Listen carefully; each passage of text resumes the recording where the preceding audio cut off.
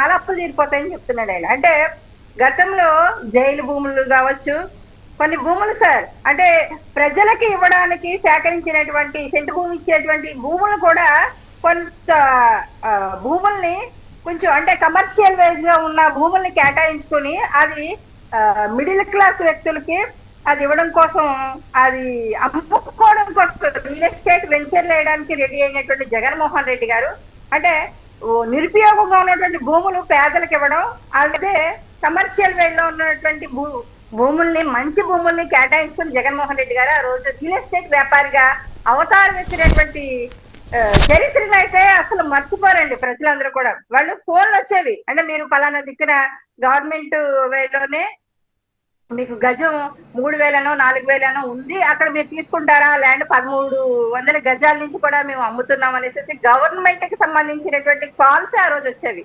అంటే ఇంతకన్నా రియాలిటర్, ఇంతకన్నా రియల్ ఎస్టేట్ వ్యాపారి వేరొకరు ఉండరండి. అంటే రాష్ట్రంలో స్టీల్ ప్లాంట్ భూముల దగ్గర నుంచి జైలుకు ఉన్నటువంటి భూముల దగ్గర నుంచి 10 స్కూల్ ఒక స్కూల్ గా తయారు చేసి స్కూల్ భూములు అమ్ముకోవడం దగ్గర నుంచి రియల్ ఎస్టేట్ వ్యాపారిగా అవతారం ఎత్తినటువంటి జగన్మోహన్ రెడ్డి గారు ఇవాళ ఎన్డీఏ కూటమి ప్రభుత్వం మీద బురదేస్తూ ఉంటే, వస్తున్నటువంటి ప్రతి కంపెనీని అడ్డుకుని ఉంటే ప్రజలు నవ్వుతూ ఉన్నారు సార్. అంటే తెలియని వాళ్ళకంటే తెలియకపోవచ్చు కానీ జగన్మోహన్ రెడ్డి గారు రాష్ట్రాన్ని ఏ విధంగా వ్యాపారవేత్తగా పరిపాలించాడు అన్నది క్లియర్ గా తెలుసు. ఆ తర్వాత ఈ భూములన్నీ అమ్ముకుని పోవడమో, లేకపోతే ఈ తాగట పెట్టి అప్పులు తేయడమో, అవి తెచ్చి సంక్షేమ పథకాలు ఇవ్వడమో చేసినటువంటి జగన్మోహన్ రెడ్డి గారు నిజంగా ఇంకొకసారి అవకాశం ప్రజలు ఇస్తే గనక వేరే అస్సామో బీహార్ అయిపోవడం కదండి, మన రాష్ట్రాన్ని వేరే దేశానికి అమ్మేసేవాడేమో అన్న అనుమానం కూడా ప్రజలకు కలుగుతుంది. అంటే అన్ని అమ్ముకుపోయిన తర్వాత ఇంకేముంది సార్, ఎవరొకరు వచ్చి ఆక్రమిస్తారు కదా.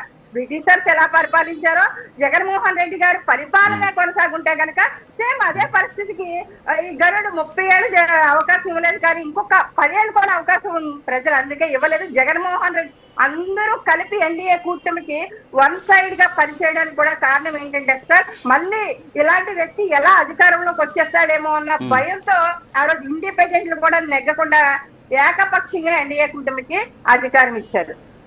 ఇది చెన్నప్పరెడ్డి గారు ఇంకొకరు చెప్తున్నారు సార్, వాళ్ళు గూగుల్ ఇలాంటి సంస్థలు వస్తూ ఉంటే వాటిని అడ్డుకోవడానికి పదే వీళ్ళు పనిచేస్తూ ఉన్నారు. అంటే వాళ్ళని అడ్డుకోవడమే వీళ్ళ పని. అంటే వీళ్ళు అధికారంలో లేకపోతే వీళ్ళ రాజకీయ భవిష్యత్తు వీళ్ళు లేకుండా పోతూ ఉందంటే ఇక రాష్ట్రం కూడా భవిష్యత్తు లేకుండా పోవాలి. ఆ రోజు అమరావతి రైతుల్ని ఏ విధంగా